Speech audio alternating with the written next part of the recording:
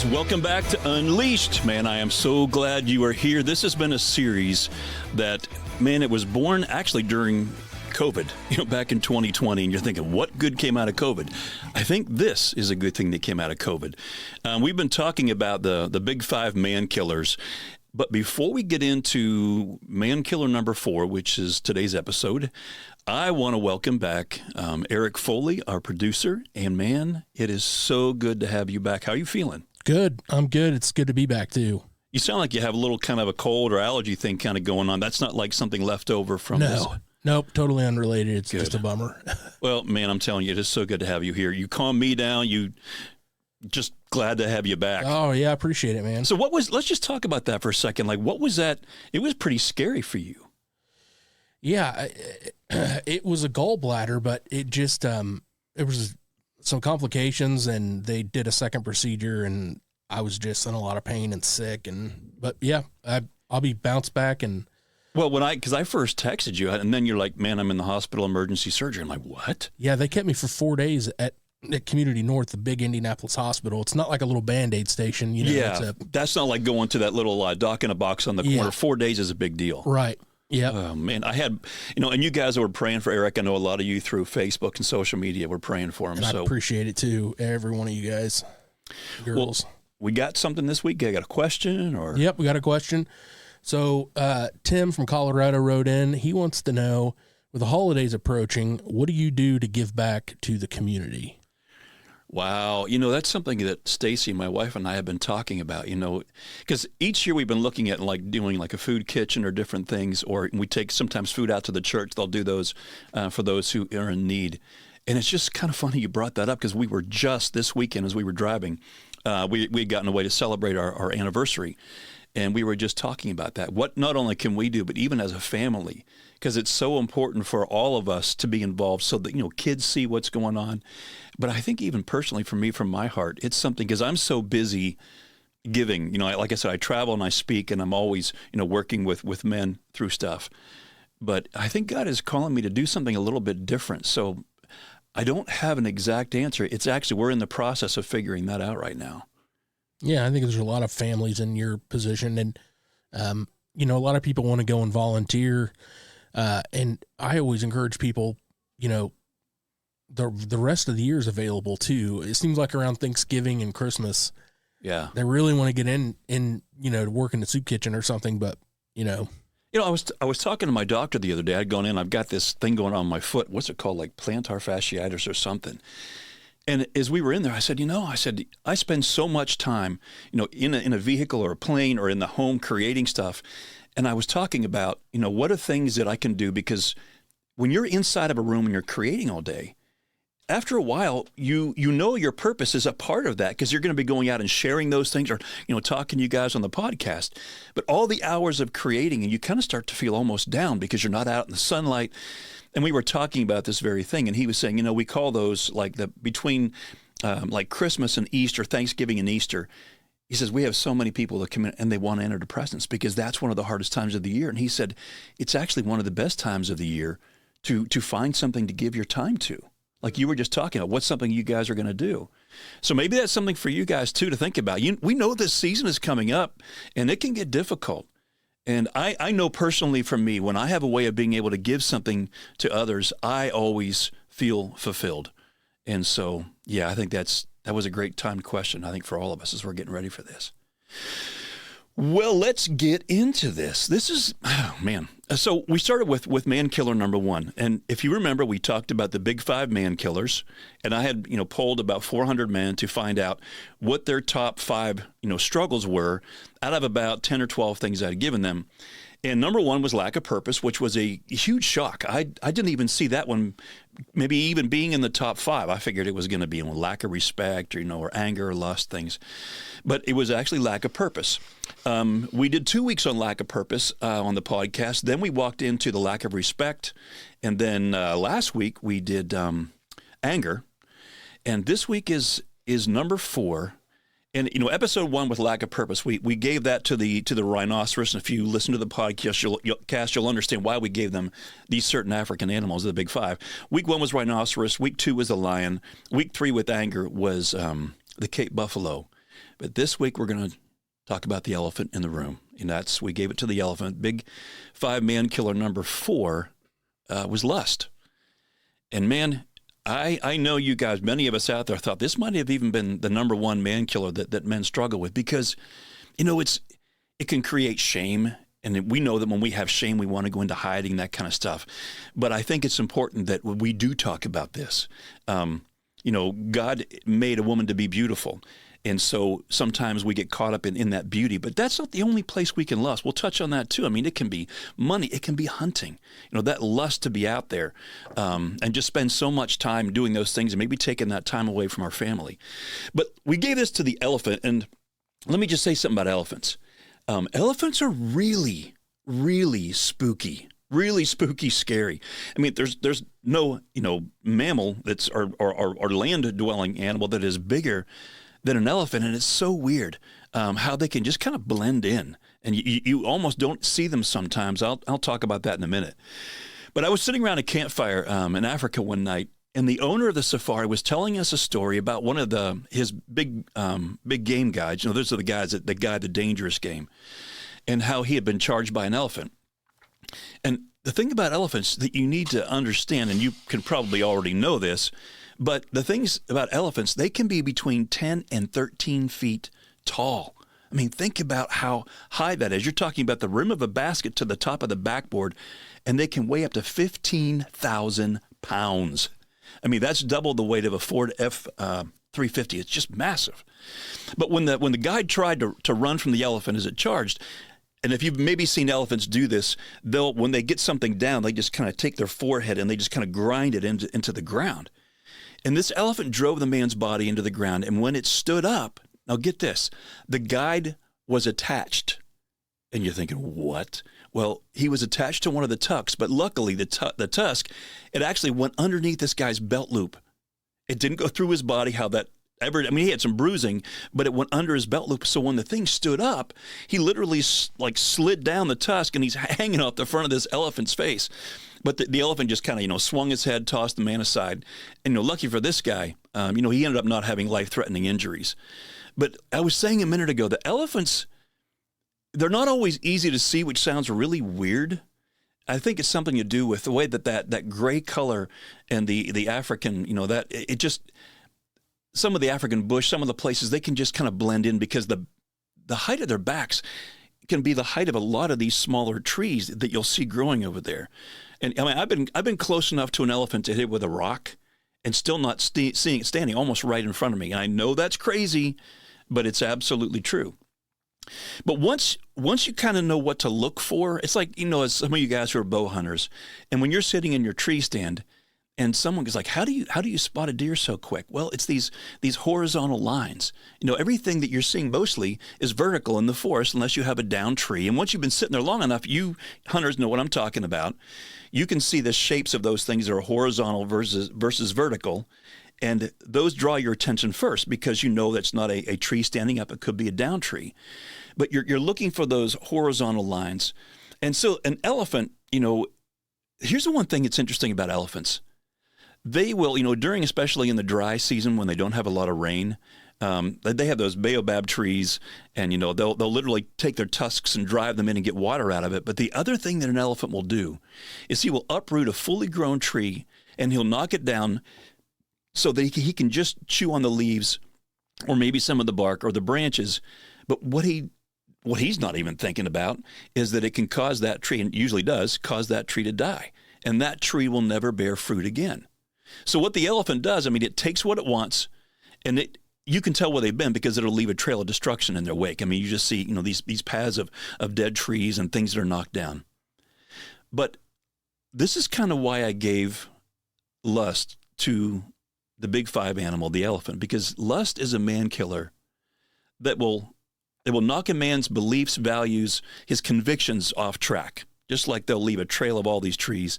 And it'll keep him pursuing things that can destroy not only his family, his career, but also it'll rot his mind and his soul. Because when a man lusts after that, let's say the big promotion, he'll do whatever it takes to achieve the title. When he lusts after a woman, he'll do whatever it takes to win that woman's attention. When he believes he's not getting what he deserves sexually at home, there's a chance he's going to turn to porn, maybe even affairs. But why? Because that lie that we've talked about since day one of this podcast, when we had the one story about the line in the very beginning, we brought it back to our identity. Because the man begins to believe the lie that he thinks of having a better title, having that beautiful woman that wants him, maybe even fantasizing about, a woman willingly performing whatever he desires without rejecting him is going to answer his question. And we've talked about this before. Do I have what it takes? And the dangerous thing is that when those things work for him, even though they only actually, might work temporarily, we've talked about, sin has that immediate payoff and then shame sets in. But they work temporarily. It's because we leave God out. And we've created this false identity that somehow she sees me through this lens, which makes me more attractive, better, whatever. In Proverbs 14:12, it says, there's a way that seems right to a man, but its end is the way to death. These things that a man will run to might satisfy his desires for a moment, but lust in any form, it always leads us to wanting more. And what ends up happening is the man he will actually be tyrannized. It will stay in his mind like an addiction. It just begins to get a hold of him, and it begins to rot him from the inside out. He'll continue to want more and more of what he thinks he has to have, right? And that's going to uproot everything he's worked for and believed to satisfy his lustful desires. So let's kind of start walking into this. So then how do we destroy this man killer? Because this is a difficult, lust is a really difficult thing. I saw a book, and I can't remember the name of it now. It was a Christian author, but he was talking about, well, you want to get rid of lust, and he says, I created something, and I'm not trying to knock the author of this book, and I think there is a time for what he said, but what he said was, eye bouncing. He said, like, let's just say, and he didn't say this, but let's say that you walk up, you're in Burger King, right? And you walk in, and there's some really beautiful woman standing there. She's wearing those stretchy pants, whatever the things are they wear now. And you can't help but notice her. But the next thing you know, he's beginning to be infatuated with her. And if he allows that thought to keep going in his mind, the next thing you know, he might start trying to talk to her, flirt with her, try to get eye contact, some smiles, some laughter, because he's trying to find out, is she attracted to me in return? Because that would answer my question, right? Do I have what it takes if she finds me attractive? And that is a dangerous, really dangerous game to play. So his eye bouncing thing would have looked like this. Okay, there she is. She's standing right in front of me. Wow, she's really beautiful. Nothing wrong with that so far. But then his thoughts begin to go south, right? They begin to go all these places they shouldn't be going. And so he has to start doing what the eye bouncing technique was, which means, hey, let's look up there at that Burger King sign. Oh, look, there's the exit sign by the door. Oh, there's the door for the bathroom. Look on the floor. There's a straw paper. What he's doing is basically behavior modification. He's trying to make his eyes and his mind go everywhere else but where she is. But here's the problem. He knows she's still there. It's that desire to have what he thinks he has to have to be okay with himself that has to change. And the only way that you can do that seriously, and is there a time for maybe eye bouncing? Yeah, I think there probably is. I think it's like, if you keep going this direction, you might be getting yourself in some trouble that you need to walk away from. But ultimately, behavior modification might last for a time, but it never, ever gets to the root of the problem. And that's what we have to do. We have to get to the root of the problem. But men, and there's women that listen to this too, and I think that men and women both can struggle with this. It might look a little bit different for a woman, the way that they might lust after a man. It could be more about power or confidence or whatever. But what I do know, because being male, I know this, men are visually stimulated. That's the way God made us. So when you think about the curves of a woman, it's not an accident that God made them that way, right? I mean, curves are attractive not only on a woman's body, but think about sports cars. I mean, those sleek curved lines, you're like maybe on a Porsche or a Corvette. That was my car. I always loved those. I wish I had one, but I don't. But they're put there not just purely for aerodynamics. I mean, they grab our attention. I think those curves make some of the most alluring cars in the world so attractive. I mean, even if the car doesn't do 0 to 60 in 3 seconds flat, right? Curves are seductive. And it's those curves on a woman's body that when barely covered or covered, like we said, like with a tight, stretchy material, whatever, play on a man's thoughts. We're keeping it honest here, guys. Just keeping it honest because you know exactly what I'm talking about. And if we're not in a good place mentally, it can draw us into taking more than that first glance. What does they say? Like the first glance is free, but after that, it's going to cost you something. Yeah, I mean, there's some truth to that. But he doesn't, here's the thing. He doesn't want to just pluck the apple from the tree. The sinful side of man is like, no, I want more than that. It's almost like, he wants to taste the fruit. I don't know how else to say that, because now it starts to getting into those places in your mind where he wants to experience it with all of the senses. Like we said, things put in the right way that God made them for, wonderful. He gave us all these senses. But when a man's mind isn't in the right place, the enemy knows how to get into all those different places in a man's mind and get that man to go somewhere he would never go if he was thinking straight. But like I said before, he's not just taking the second glance. He's now playing like out in his mind what it would be like, maybe not to just see her body, but to have her, to take her. And again, like I said, we're just keeping it real here. But that man, he's going there because he's in an unhealthy place. So what do we do with all this? I mean, is it just, do Christian men struggle with that? I'm like, seriously, do I even have to ask that? Yeah, we're all made the same way. I was, Eric, I'm trying to think. I was speaking up in Minnesota, and it was the month right before COVID hit. And I was speaking to a group of like 300 plus men at this retreat. And it was all men, a lot of them were pastors, but they all, came from church. There was a few unbelievers in the crowd, but most of them, they were involved in men's groups. So I brought up this topic. It was always funny to bring this kind of topic up with a bunch of Christian men because they're looking at each other like, can we talk about this? Guys, it's a problem if you can't talk about it. So that's why we're tackling it. But when I asked this question, I go, how many of you struggle like when a good-looking woman is wearing like yoga pants? I think that's what they call them. Nearly every single guy in that room raised his hand, except for maybe just a few who I guarantee you were raising their toes inside their shoes. They just didn't want someone else to see them like raising their hands. So who in that room, when you think about it, who in that room was more at risk? Was it the men who, quickly raised their hands admitting that they're struggling with this, or was it the ones who they didn't raise their hands because they were worried, basically that their fig leaf was showing? They were afraid of what others were going to think about them if they confessed, that being a temptation. The Bible instructs us to confess our sins, one to another. And that is so important. But what would happen if, what would happen to the power of sin? Let's look at it this way. Instead of just confessing, our sins, what if we actually confessed our temptations before they took root in us?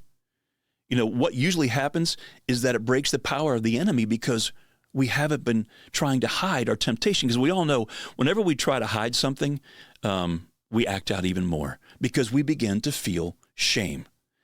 So, that's next week's is going to be on shame. But let's keep it with lust because it really is. It is one of the top man killers.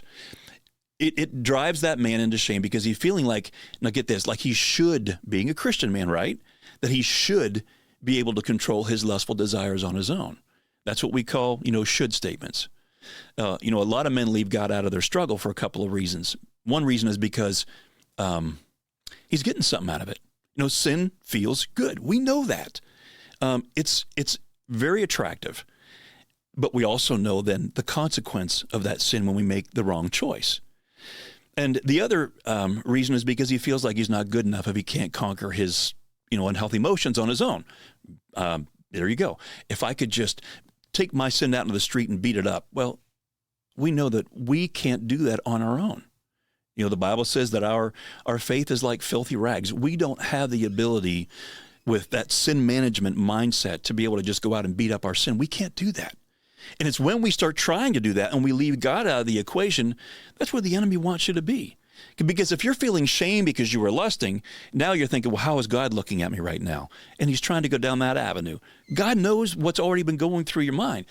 But when we have someone that we can actually, hey, I'm struggling with this right now. Do you ever struggle with this?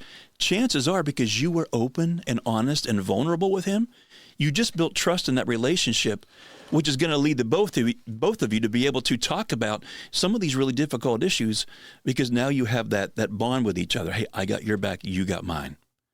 It's so important that we can have some place to take those temptations to process, not just our sin. And that's that, if he's been taught that to escape the power of lust, he's got to do this sin management, which is just try harder approach. He's going to start believing that he isn't good enough, because he's going to discover, I can't do this. I'm still struggling with it. So he feels, that was a big word. It's King James. But he feels like he's not good enough. So both of those reasons we just talked about, are reasons why lust is absolutely so deadly in a man killer, because they leave their victims full of shame. I was interesting. I was sitting having, I think it was lunch somewhere, maybe in Michigan. I think it was. It's been a few years ago, but I was having lunch with a buddy, and he was really, really struggling with looking at women. And and I kind of knew that about him before. I mean, I'd noticed before he would always be kind of staring at, every time a woman would walk by, he'd kind of be looking at her. I mean, he wasn't making very many comments, but I could tell it was something that was catching his eye all the time. So when this hostess came over to take our order, both of us couldn't help noticing that she was extremely attractive. And after pouring our coffee, she realized we didn't have our menus, and she apologized. And so she turned around and left to go grab some. And as she walked away, he leaned out and he stared at her backside and her figure. And he looks at me and raises his eyebrows and he goes, "Hey, I wonder if she's on the menu." It's one of those, guy things, ha, ha, ha. But I wasn't quite sure, because then I started feeling ashamed, for kind of going along with the joke or whatever. And I'm like going, man, how do you handle, because when guys get together, sometimes the things that they'll talk about, and it's like punch the guy on the shoulder. We all have those thoughts. Yeah, we do have those thoughts. You can't get around that. But what we choose to do with them, how we talk about them, we absolutely can do something different. Because many men, and you've heard women talk about this, they view a woman's body as basically a piece of meat, and they'll do whatever it takes to have her, not just mentally, but even sometimes physically. And that's a really scary place to go. Like we talked about the elephant, right? That elephant will go over to get just maybe one root to chew on with some water. He'll take down a tree that's been growing for 40 years. And in a man, all of a sudden, if he's feeling like his wife, doesn't want to be around him, she's disrespectful, or she's not sleeping with him, he'll take a marriage that's been going on for years. And in that one moment of passion, because he's believing lies, he'll go out and try to get what he thinks he should have, what he deserves, because then he feels like he's respected. Remember, man killer number 2, that lack of respect. But, what this guy was talking about, I'm sure it sounded offensive, and it is. But he was verbalizing what many insecure men think. Some men outwardly flirt. They'll stare at a woman to see if they can get her to play along, in an attempt to make themselves feel wanted. But inwardly, their question is, would a woman like that be interested in a man like me? And unfortunately, the truth is, in either case, that the man he's struggling with his identity. Even the man who's looking at her as an object just to get the chemical rush in his brain from lusting, he's still struggling with his identity, that need to have what we feel like we should have, what we deserve. So when you go back to the animal kingdom for a second here, when a predator has enough food in front of him to sustain him, he's focused on what he has. He doesn't have an additional need to seek, additional prey. He has what he needs. So likewise, when a man discovers that all of his needs are already met in Christ, not in his wife, not in some cute thing looking at him, making eye contact or flirting or whatever. He doesn't have to look at a woman now as eye candy to get that dopamine rush. Being secure in your one true identity is a powerful, transformative thing. So it wasn't too long. I think it was on the same trip. I think it was actually the next day. I was in my hotel room because I was speaking for an event. I get this buddy, another guy calls me on the phone, and This is a funny story. He decided to meet with one of his church elders who was about 90 years old. And he explained to this elder that he was struggling, with really staring at beautiful women. I love this. And the elder's response, rather than being like, shame or a scriptural prescription to help him with it, he comes back and he says, "So, What are we going to do about that? In other words, it didn't matter how old he was. He still struggles when he sees a beautiful woman. So you can begin to see this isn't like something that starts like at the age of 13 or something that stops by the time you're 50 or whatever. It's a lifelong thing because beauty is a reflection of God. And it's one of those things you can't not notice. But he made the woman's beauty to be a powerful thing, and in the right way, in the right time, how we handle it, and how a woman sees how we handle looking at another beautiful woman walking by, lets her know how secure we are in our own identity. And let me tell you guys, women are attracted to a man who is secure in who he really is. Sometimes I struggle. If I see like a beautiful man, and I think it was the last episode. Yeah, it was anger that I talked about that guy that was like staring my wife up and down and was flirting with her and all that stuff. And I basically had to get him to back off. And that was a good moment because she saw me step up. But if I see some guy that's like, staring at her or whatever, and she sees me like, so is he good looking? Were you looking back at him? Those kind of questions, she's like, you need to know something. That's not really attractive when you do that. No, I wasn't trying to get him to flirt with me, but I need you to know that you are mine, and I need to know that you're not worried about that, because that security, that's what am I trying to say? That identity that I talk about, I have to walk in it. So let's just kind of move on, and we're going to talk about this identity stuff. What do we do? Because no matter what age a man is, until his question's answered about where his true identity comes from, we're going to struggle with lust. So what about, let me think here for a second. What about women? Do they struggle with lust? And we talked a little bit about how it might look a little bit different, but there are. The percentages of women now that look at porn have grown tremendously. But I think it's probably for some different reasons. I think there's probably a relational issue maybe that they're looking for in that, because they're not maybe feeling that connection with their husband. But it doesn't matter.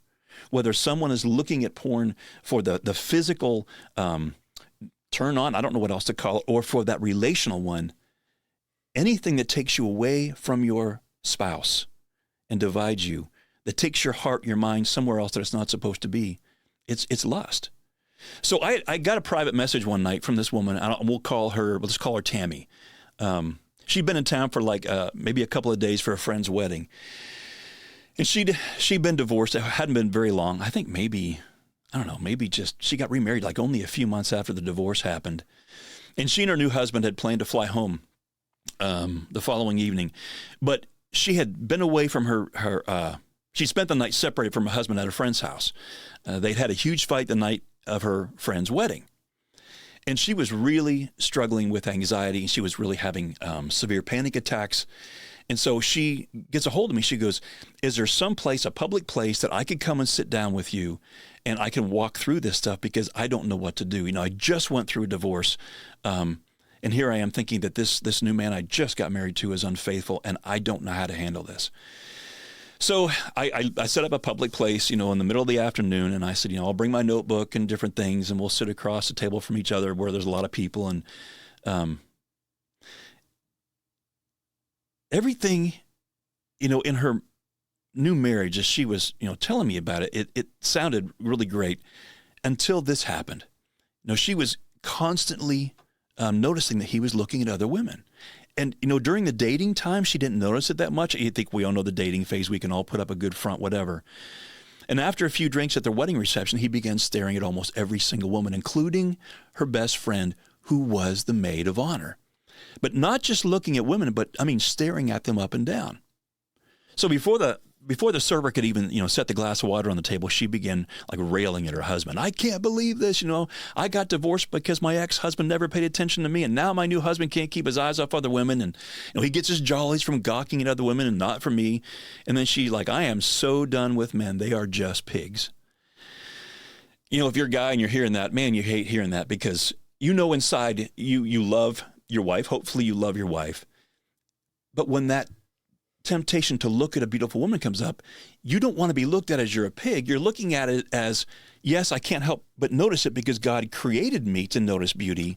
But at the same time, we know that temptation to take that second look. And we don't want to think that we're a pig. And the enemy wants you to think, again, let me say this, that you are a pig, because now your identity is coming from your behaviors, not from Christ being in you. So you can begin to see how even name calling or labeling can begin to take us off center to create a place where we forget who we really are. Because when I'm secure in my identity, there's no reason for me to be looking at another woman, taking that second look. Because I know that she will do nothing for me as far as adding to my worth and value. It's only going to create problems. So she was going on for a long time. She was just railing on him. And so finally I kind of waited for her to come up for air. And I took out my notebook and my pen and I began to write down a few notes. So whenever I meet with someone, I typically write down the emotions that I'm hearing as they're just dumping, right? As they're just processing, just getting it all out there. Because in those first instances when they know that they can say anything to you because it's going to stay there, you're there to help, it all comes out. So when I'm writing down those emotions, I'm writing them down because I know that those are coming from whatever that person is thinking. And those thoughts are stemming from what they really do believe to be true. So as she continued, I'm writing down these emotions, and I wrote down, I think it was anger and fear. I think there was rage, doubt. She was worried. So there was another one, worry, insecurities. She was feeling lonely, and then she felt betrayed. I think that's pretty good snapshot of it.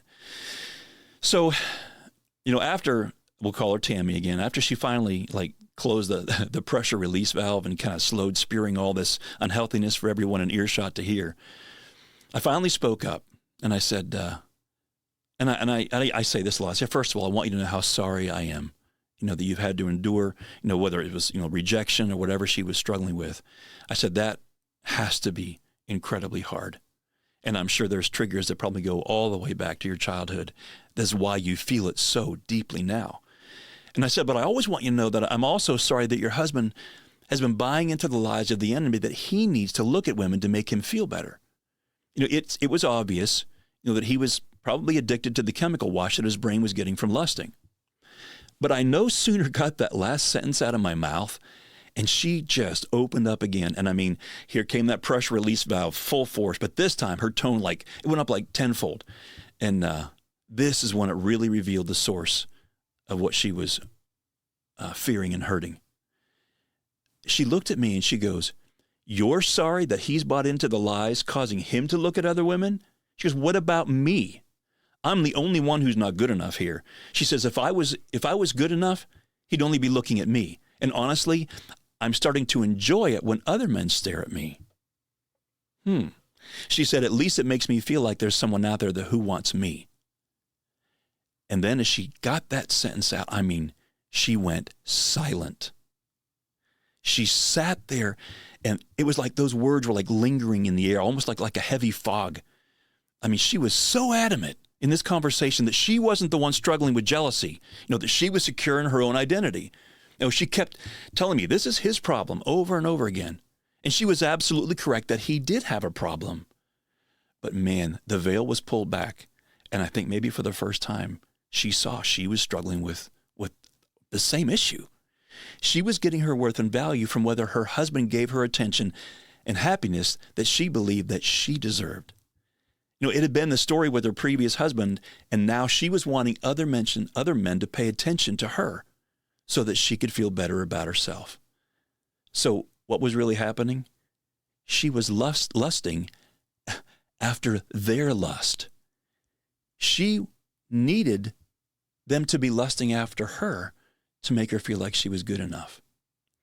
When I asked her what she would do whenever she saw her husband looking at other women, she'd say that, she'd let him know how angry she was by degrading and emasculating him in front of others. Shame. She admitted that she had hoped that embarrassing him would change his behavior. So then I asked her how that was working for her, and she responded, no, it doesn't. She goes, it only makes things worse. And then she goes, and then I'm the one left, feeling embarrassed and insecure. So I finally asked her, I said, Tammy, I said, what would happen if you didn't connect your worth and value and attribute your happiness to your husband? What would happen if you didn't need him or other men looking at you in order to feel good enough? Before she could filter her response, she just kind of blurted it out. She'd say, well, I'm sure I'd be a lot happier and maybe actually love myself for the first time. When I heard that, I immediately asked, so what I hear you saying is that you'd be a lot happier if you weren't so codependent.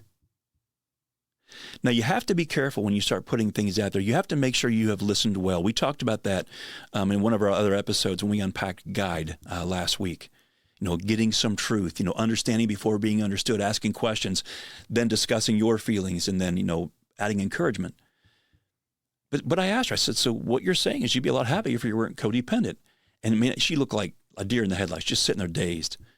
Tammy, and I said, what if at your core, you really believed that you were already good enough, that your worth didn't have to come from other men? What if your good enough came from the righteousness of Christ that is in you because she was a believer, and not from whether you felt your husband was physically attracted to you? Because here's the thing. We are all aging. We're never going to look like that, that 18-year-old or that, that man that's starting to gray and he's got that distinguished look. There's going to come a time when our skin sags. We lose hair. We just don't. We're losing teeth, right? I mean, we're never going to be able to keep that facade up. I mean, with plastic surgery, we see people trying all the time. But what if we didn't have to have plastic surgery to be okay with ourselves? What if we truly believe that, we don't need to throw a fit to try to make him feel, worse about himself? How might that relationship begin to change? Tammy, she began slowly nodding her head as she was having those aha moments, and she kind of laughed and she said, I might just go stand in front of him when he's looking at another woman and say, hey, babe, why would you be looking at a hamburger when you can have prime rib? And I said, exactly. I said, confidence. It is extremely attractive. So, I came back and I said, Tammy, I said, what you're wanting your husband to fill your needs, in a similar way to how he looks at other women, you're wanting the same thing. Whenever we attempt to get our good enough from anything or anyone other than God, it's idolatry. Wow. That's kind of a wake-up call. I mean, think about that. So in that moment, we are lusting for more worth and value, and thus committing adultery against Jesus Christ, because he gave his life to give us our good enough. And we're giving that kind of power to someone else to make us feel like we're good enough. That's a really powerful thought when you think about, whenever I am choosing something other than God to try to make myself feel better, I'm committing adultery against Jesus Christ. I'm lusting after the very thing that will not bring me life, but bring me death. Tammy's face began to change. She knew her own unhealthiness had been exposed, but somehow, it was okay because it helped her release that anger and judgment that was against her husband. So I asked her, I said, let me ask you this question. I said, who is the only one you can fix? And I think most of you know the answer to that. She responded with myself.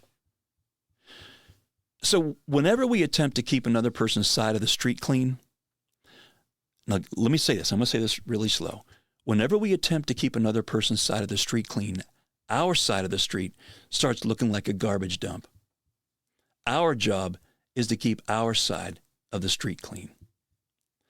So as I'm bringing this, down to a close, I want to read this verse to you from 1 Peter 4, 1 and 2. This is out of the Message paraphrase. It says, since Jesus went through everything you're going through and more, learn to think like him. Think of your sufferings as a weaning away from the old sinful habit of always expecting to get your own way. Then you'll be able to live out your days free to pursue what God wants instead of being tyrannized. Remember that word, tyrannized, by what you want. The other person may never change their behaviors, but you're not responsible for that. There's a good chance that as you become healthier, that your lust for attention will decrease. And there's probably will as well, but there is no guarantee. But the good news is you're going to be okay. Why? Because you no longer need to carry their unhealthiness on your back. I love that passage out of Romans 14:4. If there's corrections to be made or manners to be learned, God can handle that without your help. And no matter what happens, you're going to be okay because your identity is fully 100% in Jesus Christ. You know, that conversation with Tammy ended in a powerful note because the elephant in the room, lust, had just been destroyed. How? Through identity. Because identity in Christ is a lust killer. Thanks for joining us, guys. We will see you next time.